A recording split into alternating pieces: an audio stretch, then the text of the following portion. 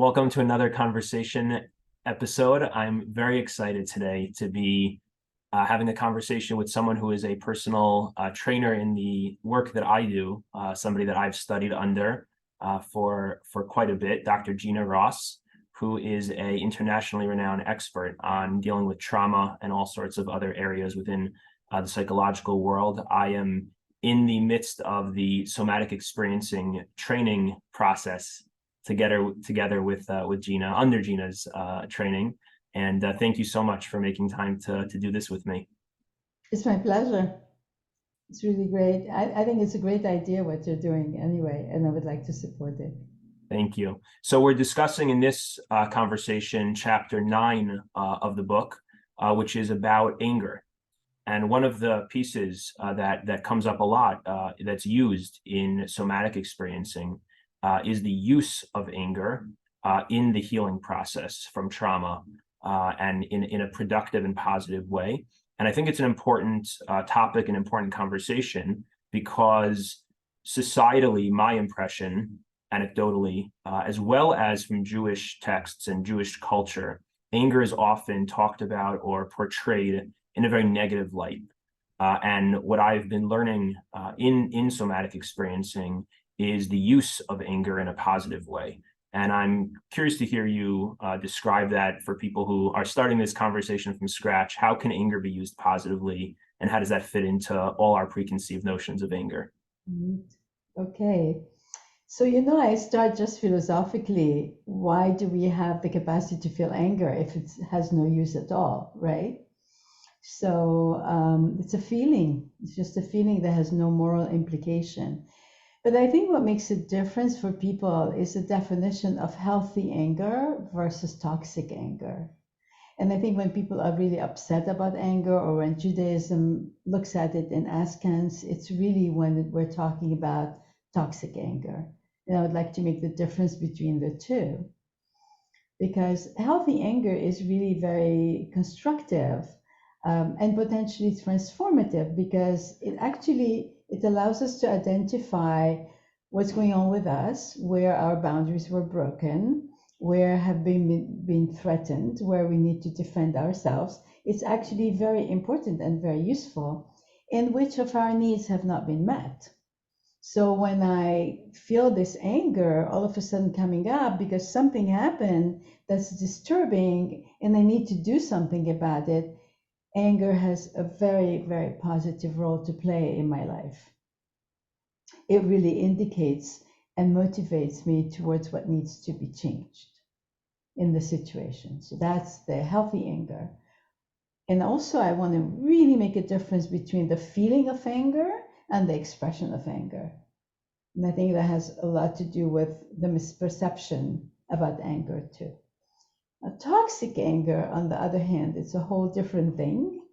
And I actually don't think of it as something like that somebody is bad because they get angry. I think more it's a physiological process that I want to describe a little bit, where toxic anger has to do with rage, and rage is a combination of anger and helplessness.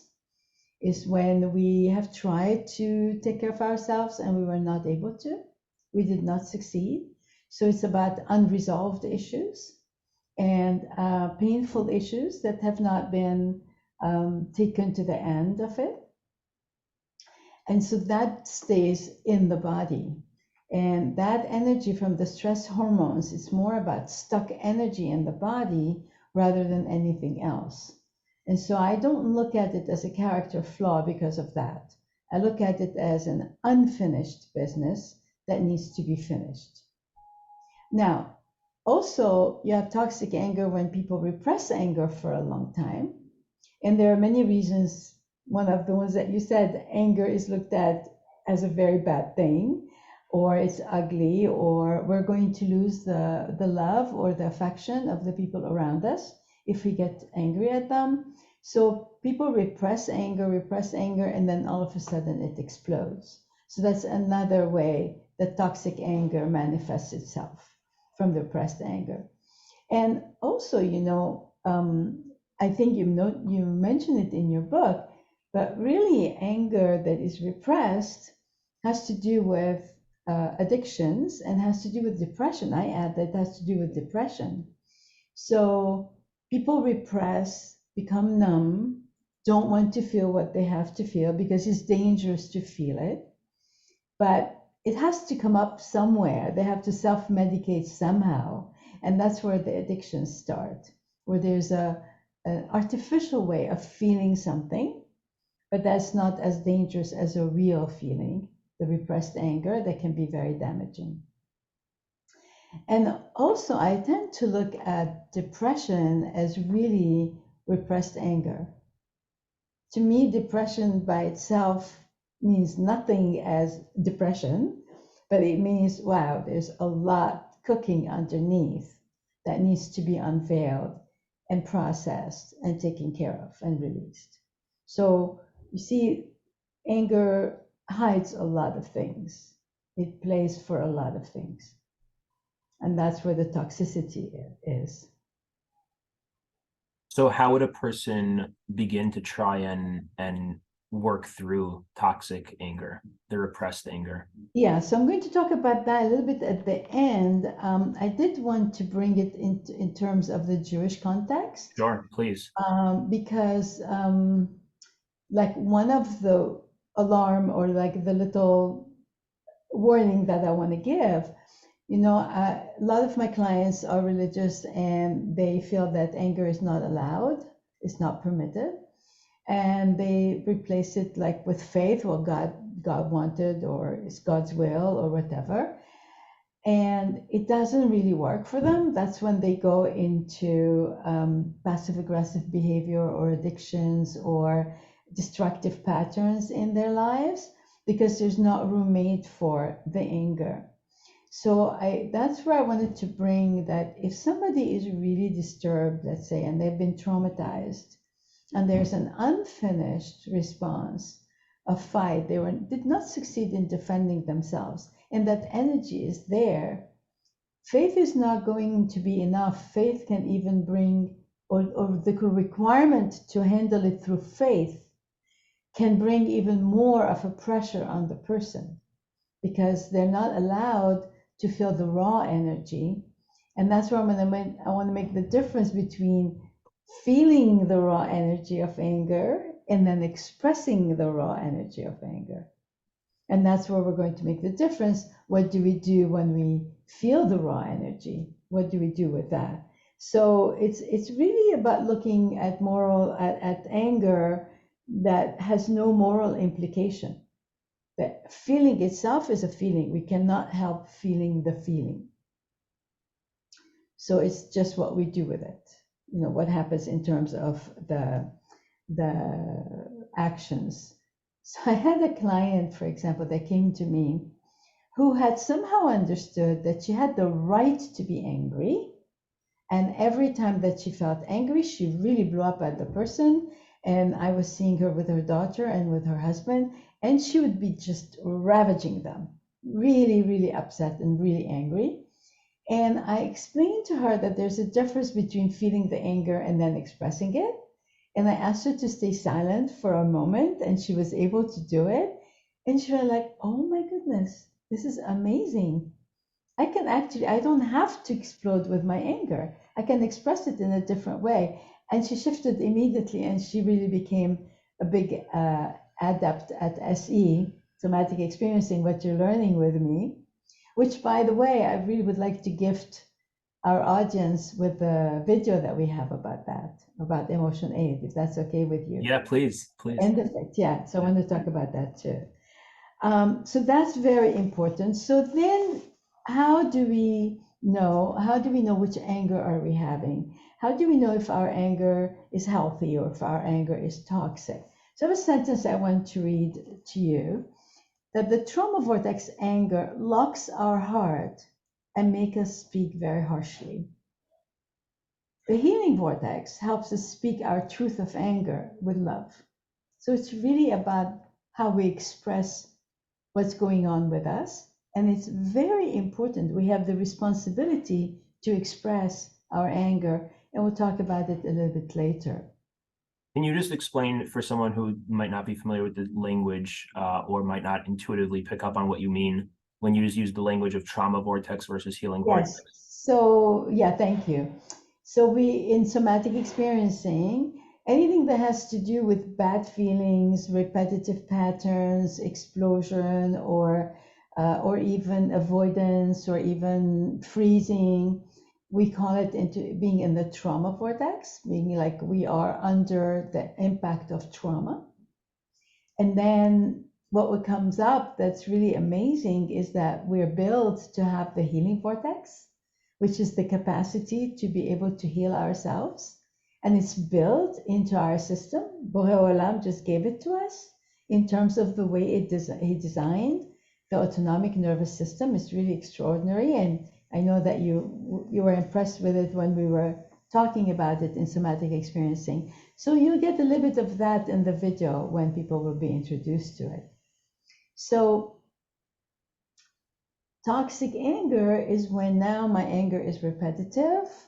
I don't resolve anything with it. I just get into more and more trouble.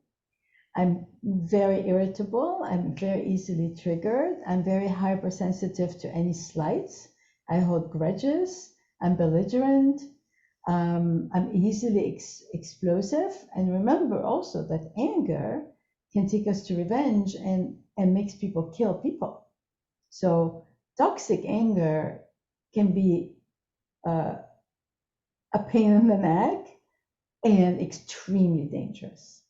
So it's very, very important that we have a handle on it, okay? So that means that we have to know how to release it. We have to know how to discharge it. And that's where, the technique that we're learning together, somatic experiencing, and there are other techniques also that work. It's not the only one, but this one is pretty amazing, as you know that I feel that way about it. And if it's okay with you, I would like to bring it at the end as an exercise of what people can do, how they can really manage it. Would that be okay? Amazing. Yeah. Okay. Okay. You mentioned something about expressing anger to God, Yeah. being angry with God. And I thought that was a wonderful chapter in your book, like chapter 9. And I thought, first of all, I always advise my clients that they can absolutely be angry with God for different reasons. First, as you said, it implies that there's a relationship. I can't be angry with somebody I don't care about. So that's part of it. And also because I think God can contain our anger. He's got that capacity. And I studied for many years with a rabbi who just passed away, God have his soul, Rabbi Omerman, for many years. And he talked about how God made the world 49% honey and 51% vinegar. And so he built it up in a way that we're going to go through troubles, that we're going to have a hard time. So we kind of like guilty him into it. Okay, you're participating into that. I can be in a dialogue with you. It's okay. So in that sense, I think it's really wonderful to have the capacity, the permission, to give ourselves the permission to dialogue with the God about what's going on with us. Of course, we always like ask for the best, but we don't understand that what the bad is all about, or that it comes for our good, and especially when it's very, very harmful, and what we went through is really tragic. What we went through is really tragic. It's very hard to understand that that's God's design and all of that. And so it's okay to take that part and be in the anger with it. And then I must say, there was a time, because I write a lot politically too about what's going on with Israel and all of that. There was a time where I understood that faith was about total surrender to God's will, irrelevant of what we're going through or what we can believe He's making us go through. But we don't need to get there directly. We can go there through the anger, we can go through the dialogue, we can go through the upset. And eventually, as the story of the rabbis that you brought in that chapter, I really recommend the book. It's a wonderful book, by the way. To the rabbi that gets to the end of it and understands, reluctantly going into it, but eventually surrendering to the will of God, understanding that that's where it is. But again, he also gave us the capacity to feel anger. There's a reason for it. And so we need to normalize anger. At the same time, because it's such an explosive, powerful, destructive feeling, if it goes into action unmonitored, we have to be very careful with anger. We really have to know what to do with it. So that's part of. Yeah. I've often heard and kind of used this sentiment with people, myself, that anger is a secondary emotion, so to speak. Is that important to understand in that context? It is very important because it's really covering up hurt, but more than hurt, what's really covering up is the utter helplessness that we felt at some point in our lives, where something happened to us that really knocks us out, and that there's nothing that we were able to do. And then we are left with that impression that we're really helpless in the world. So people that go around, tempesting all the time and blowing up all the time, it's a way of having a sense of control, that there's something that they can do, instead of this total helplessness, which then takes you into utter depression and even suicidality. So yes, it has the silver lining to it. Yeah. But because it can get us into so much trouble, there is this injunction to really pay attention to it and do something with it. And that's where I want to bring to the whole religious world everywhere, not only in Judaism, the importance of understanding that anger has to be handled at the level of the nervous system also. It's not enough with the thoughts. It's not enough with the prayer. The people, they can do it through prayer and through their faith. It's amazing. It's a huge resource, but that's because their nervous system has not been shot. The nervous system is pretty healthy. So then that's the biggest resource you can have is faith and prayer. Can you elaborate on that distinction? Sorry, just that distinction between the people who are able to use the faith because the nervous system has not been disorganized, has not been shot out of balance. But somebody who's gone through very deep trauma and have been very dysregulated, they cannot use those tools. Mm-hmm. Cannot use their spiritual tools, which is, by the way, why I got into trauma healing, because all I wanted was help people become more spiritual. And then I realized that if they were very traumatized, they didn't have access. So we needed to first heal the nervous system, and then they have access to the spirituality. So people who are naturally fairly healthy and their nervous system is centered, and something really bad happens, then faith is the best resource ever. There's nothing above that, really. But if that's not the case, then faith becomes a weight, it becomes a burden, it becomes another reason for them to feel bad about themselves. Then they start shaming themselves or being shamed by others, and that doesn't help either. So there's that. If a person's trying to be kind of honest with themselves, how would they know, how would they check in if their if their nervous system is regulated and centered and the faith is being used in a way that's genuine and appropriate for them or not? So then it has to do with the action. If I'm responding from a healthy place and something happened and I got angry because, my needs were not being met, or somebody crossed the boundaries, or somebody hit my child, or somebody did something that's unjust, I want to be angry. I want to be able to say, hey, wait, that's not okay. That's not right, right? I want to be able to do that. But then what do I do with this? If I go to the other and I said, you know what? You just did that? I'm going to kill you. I'm going to break your legs. I'm going to ruin you. I'm going to tell about you. I'm going to make you lose your job. So if I'm going to do as an action something destructive that is not constructive for me or for the other, what do I gain by having somebody with a broken leg? That hurt me. That's somebody who I can go to and say, hey, this is what you did, and that's really not okay, and this is how you can repair it. Then I'm helping that person be an okay person. I'm repairing something for me and for the other. So my action is constructive.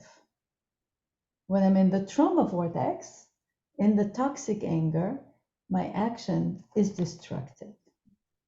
So I'm going to come at people blaming, accusing, being really rude, being really rash, wanting to punish, wanting revenge, praying for revenge also. Although praying for revenge, leaving it in God's hands, it's okay at some level. It's a mild way of being angry. It's all right. We can allow ourselves to do that. So and that's the difference between when people say they have a temper, or they are or instead of just saying they have an anger problem. So if somebody tells me that person has a temper, then I tend to think that maybe they have a character issue. There's something wrong with them. They are in control, but they're not changing. They're not doing anything about it. And so I'm looking now at the other person in a negative way, not in looking what can work, what can be helpful. And I always want to come from the healing vortex, right? I want to come from a place where I can find a solution to what happened, to the problem. So that's where understanding about the nervous system being dysregulated, because our anger is overwhelming us. We get stuck into a pattern of fight wherever we go, whatever we look at. We look at everything in a negative way, at ourselves, at the events in our lives, at people around us, at the world, at life in general. We just see what's negative. We just see what's not working. We just see what can irritate us, what we can criticize, what we can jump on, right? Then we develop that tendency to be in a patterned anger. We call it a pattern fixed anger. This is just now automatic. We can also get addicted hormones wise with the stress hormones to anger. If we have been running on adrenaline for a long time, then it's automatic. Then we're looking for situations that bring the adrenaline. So we have to understand that part, that facet of it, the part of the nervous system that's involved and trauma that's involved, right? To be able to work with it. So all those things are kind of the indicators or the signs that the person's anger is in that kind of toxic anger. What would it look like if they're more? I know you said it's more constructive, and the sentence you read before was really beautiful. I don't know if you could read that again, but could you elaborate also more on what that would look like and how it would be used? Yeah. So the first thing is to normalize anger as just a feeling, which means that now I'm going to allow myself to feel it. Okay. Not only that, I want to be able to also feel like healthy aggression, because I want to be able to be ready to defend myself and my loved ones if something happens, if there is danger. And if I don't do that, actually, I will attract the predator. I will attract the aggressive energies against me. So I want to be able to redeem the feeling of anger in myself. Okay. So I normalize. I allow myself to feel it, but then I want to release it. And that's where the technique comes in. That's where the emotion aid and somatic experiencing comes in. So what does it mean? What does it look like? So let's say I feel like I thought about something that was done to me, and I have a big, like, what am I feeling in my body? There's this big surge of boiling in my chest, or my cheeks get red, or my body gets tensed, right? So these are sensations in the body that are manifesting my anger. my feeling of anger is manifested in sensations in my body. And because feelings can be very overwhelming, and certainly anger can be very overwhelming, I'm going to approach that activation, that energy, with very little at a time, very carefully. So if I'm feeling 3, 4, 5 sensations of anger in my body, I'm going to choose one at a time. So let's say first my heart beats fast. So I notice my heart beating fast, and that's where the magic happens. My nervous system by itself on its own will bring a response, and there'll be like a yawn or a deep breath that comes, or maybe trembling or shaking, or maybe even a heat wave that comes up. And that energy, that stuck energy in my heart beating fast just gets released, and my heart goes back to normal. I just discharged a little piece of the anger. Then I go to the next one. So let's say I'm feeling very constricted in my chest. I notice the constriction in my chest, and the same thing. I just give it time, I close my eyes, I focus on it, and I wait for my nervous system to bring the same response of release. Now, let's say like I feel like it's a real volcano, and that's really a lot, and I want to, so I will say something like, okay, what's the easiest and smallest way that this volcano can get out of my chest? Oh, maybe it's a stream of lava going down the mountain into the sea and cooling up as it's going down, and then another stream, and then another stream. So I want to do things a little bit at a time. If I bring the release, what is trauma? It's overwhelm. It's too much at the same time. Too much, too fast, too soon. So what do? I break it down into little pieces. So I stay with my anger in my body. I notice it, sensation per sensation, one at a time, until it gets released. Now, here's what's amazing. If I release something from my body, my way of thinking about it changes. See, if I thought, well, that person was a truly horrible human being, right? I'm like, oh, right? I release all the anger and I go, oh, I wonder what happened to them that day that they're acting so monstrously. Now I brought something else in there, the capacity to see the other. I'm not preoccupied only with myself. So what happens then? If that's going on, then now I can relate to the other person, communicate and repair and see what is needed. But if I'm just occupied with the boiling in my body all the time and my repetitive anger all the time, then I'm not available to anybody. I'm not available to see them or dialogue with them or negotiate with them or ask for repair or anything. That's where the healing comes, where it's so important. And that's where I think if the rabbis know about this, they say, get the healing, and then you don't have to be in moderate anger. You can just use healthy anger. You don't need to live in any anger pattern.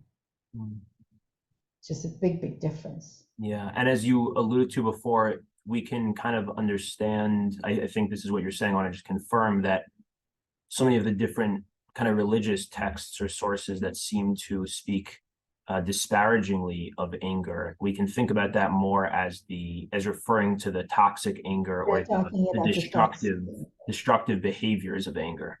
Yeah, the differentiation between the feeling and the action and the expression of the feeling makes a big difference. Yeah. One is informative, it's necessary, it's a tool that God gave us in the whole panoply of feelings that we have to really know how we're reacting to the world. So it's a necessary feeling. I don't want to have somebody come and beat up my kid and I don't feel anything and I don't do anything about it. I don't want to be like that. I want to be like, what are you doing? Are you kidding me? I'm really upset right now. That's what I want. That's what I talked about, the healthy aggression. The healthy aggression that lets the other one know they cannot mess up with me. Because we all have our weaknesses. We all can be in a toxic anger and be not nice to another person. I mean, think about couples and parents and children and bosses and employees in traffic, or when you're at the supermarket, somebody breaks into your line. You know, it doesn't matter. It's always available, right? For us to get. And today we're living such a stressful life that it's very easy to get triggered. And anger has been really brought out of the closet in a major way. People are shameless about anger today, and that's not good. You know, the rabbi's admonition that anger is not something to be like, hey, wow, wonderful, I'm angry. That's not what we want.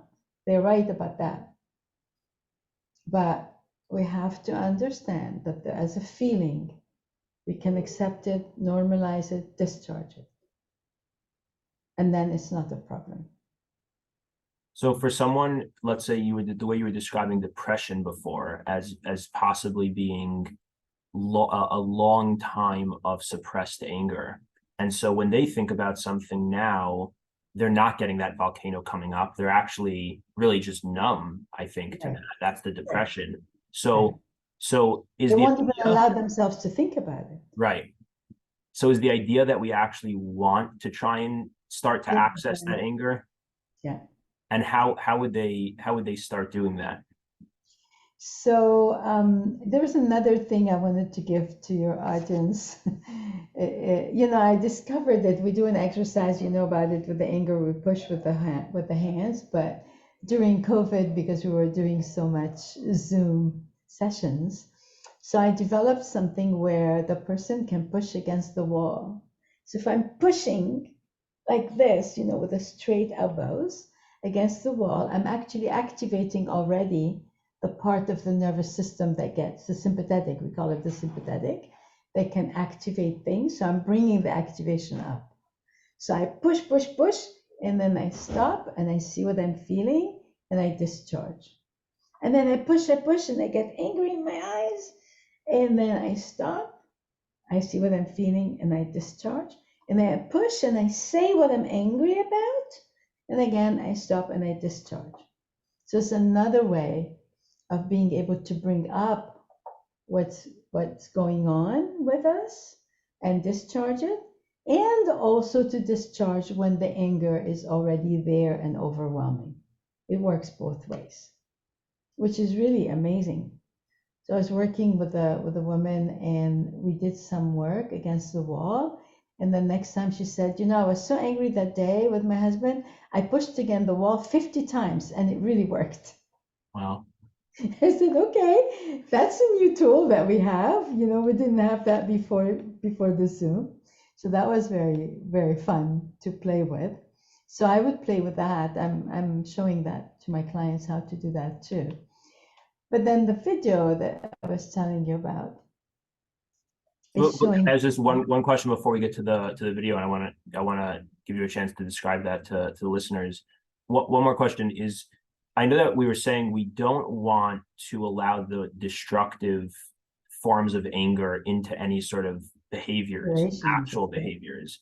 But is there a way in which, in imagination, that even destructive behaviors can be productive not in actuality, but in imagination? Or do we not want to go there? We're talking about something else now, and so one of the things, for example, like say if somebody tells me, okay, you have this person with a temper, right? So how am I going to approach a person who has a temper? I know it's not a character issue. I know it's a trauma issue. I know it's an unfinished business issue. I know it's a fight response that was not completed, right? So I try to go to the origin of that situation. What happens? What was the first time that they felt this way? And let's say they were abused by a bigger brother or by a disciplinarian father or whoever, or the bully at school, whatever. And that's, I think, what you're talking about is the corrective experience, right? Yeah. So it's actually in imagination. There are two things that we can do with it. One is to repair. So, for example, if my father yelled at me and I couldn't say anything because he would beat me up, then in this corrective experience, anything is possible at all. I actually answer back. Or I have somebody who comes and fights for me and either fights him about what he's doing or teaches him what he's doing, and he becomes aware and he apologizes and he loves me and all of that stuff. Okay, there's that. Now, you also have the corrective experience, but I don't know how much I want to play with it by people doing it by themselves. Okay. Yeah. But where, like in therapy, right, as you know, we can have the person imagine that they're blowing up the whole building with everybody in it that are bad to them, and it's in imagination. And that helps them to discharge it, and then they don't need to go and do anything about it. But I would do that only under supervision, that part of the corrective experience. Okay. Yeah. That's helpful. Yeah, so I wanted to describe a little bit more the video and then say how we can use it in a couple, like in a relationship. What happens, right, when we're upset with people, right? So the video shows you 4 techniques how to ground yourself. Like when you're really upset, you're really agitated, something is really overwhelming. If you really feel overwhelmed, use one of the techniques, the 4 exercises for grounding, and you ground yourself, which means that you kind of come back to the here and now. You have a little bit more control over yourself. You did not discharge the event, okay? It's not taken care of, but you're more in control. And then you do what I said. Think about the event, notice what happens in your body, take one sensation at a time and discharge. And the video takes you through that. It also talks about resourcing, which is very important, which is to think about what works for you, what are your strengths, your abilities, and whether they're internal or external resources, everything that helps you in life. And then what happens if you take a resource, something that you really like, and then you notice what's happening in your body, and maybe a deep breath will come up, or there'll be an opening in the chest, or there'll be a kind of a relaxation in the body. Something will happen. But every time I do that with a resource, I'm actually strengthening my healing capacity.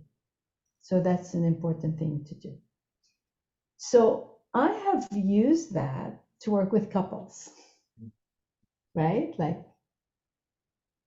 how do we do that?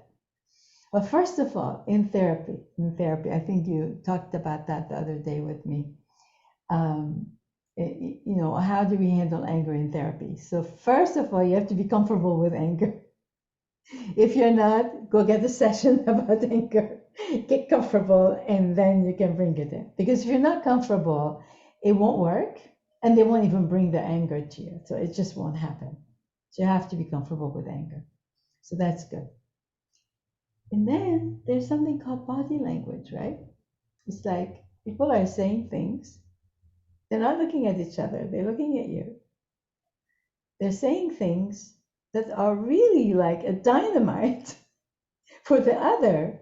And the other's already rolling their eyes or hiding or getting upset, and they're not even watching, and they're continuing, piling up the bad stuff, the stuff that's really going to get them angry.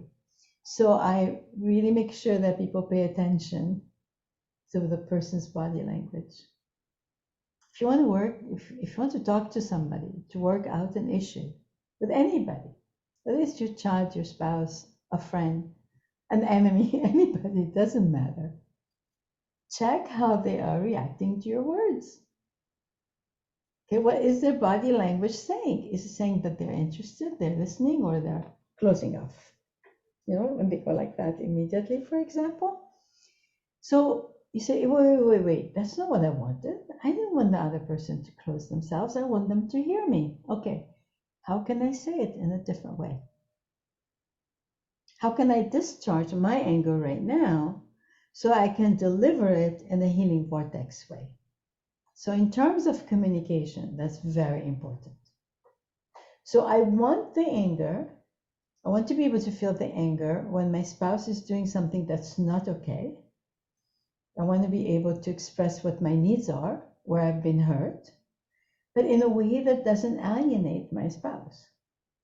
Because if it alienates him, forget it. He's not going to do anything to help me. He's going to get his revenge or backlash. That's it, right? I mean, that's what's human.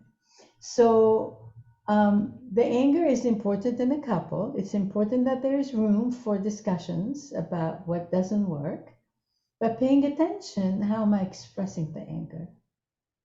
If I'm alienating the other person, I'm just toxic anger, repetitive, backlash, chronic, ongoing, that's it. That's what I'm doing. And that's where you get the couples coming to you because they've been doing this for years, right? On the other hand, I think it's our responsibility to tell the other what doesn't work. Because it's not only for our sake, but also for their own development's sake. I'm responsible for the growth of every single person that's around me, not in an intrusive way. When I was young, I was intrusive. I did it in a way that wasn't okay. I was 12 years old. I was fighting for my cousin in Arabic in Brazil. They made fun of her, right? Well, that's not what I needed to do, but that energy of wanting to defend, that was correct. But I was 12 years old. I didn't know any better how to do it.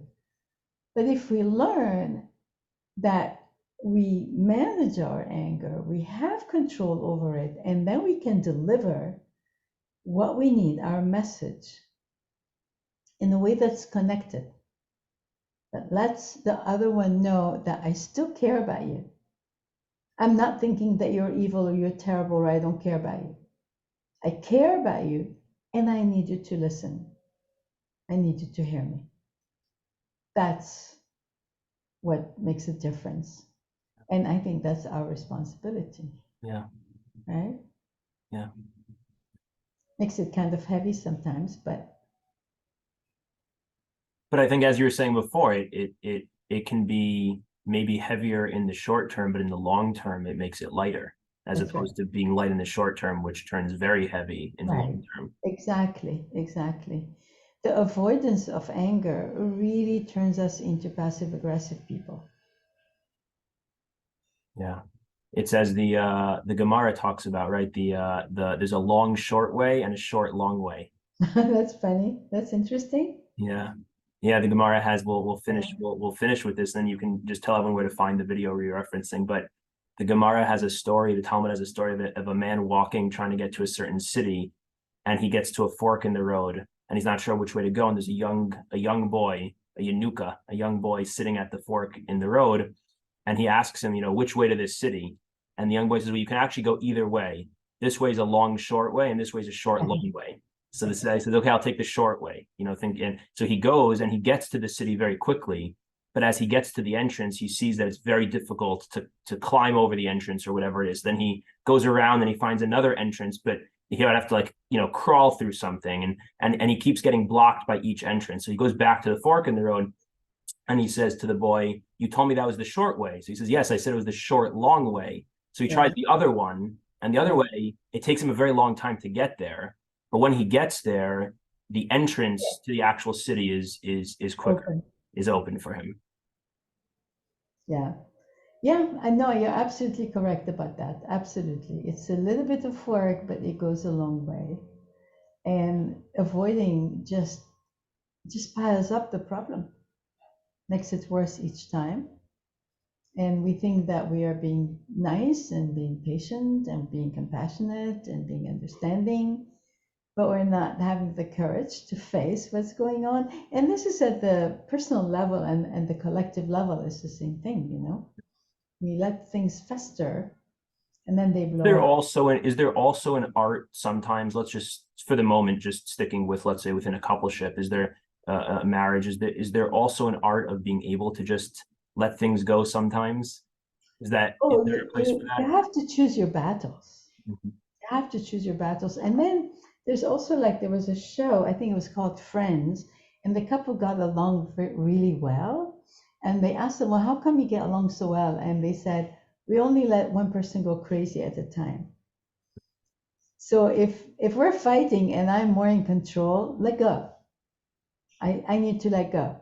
Mhm. Shut up for that moment. I can always talk about it after, right? So this evaluation of who is more together at that moment is the one that has the responsibility to step back. Mhm. Yeah, for sure. No, that Yeah. point is very well taken. Okay, so tell us where to find the video.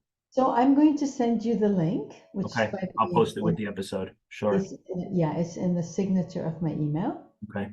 And it can be distributed. And by the way, just to let your audience know, we have it in 7 languages in an audio form, including in Hebrew, so that if it's only a voice with images, it's not a person. And we have one for children with a puppet that was designed just for that. So and people really are welcome to send it all over, that they can, anybody that they feel that can be using this tool that can help. This is our way of contributing to healing the world, And it's to called prepare just to reiterate for listeners, it's called Emotion Aid, right? emotion aid, Yeah. right? Okay. Right. Gina, thank you so much for making this time for me. It was a real pleasure, and I will finish your book sometimes this month. Thank you. Thank you. Okay, thank you. Bye bye.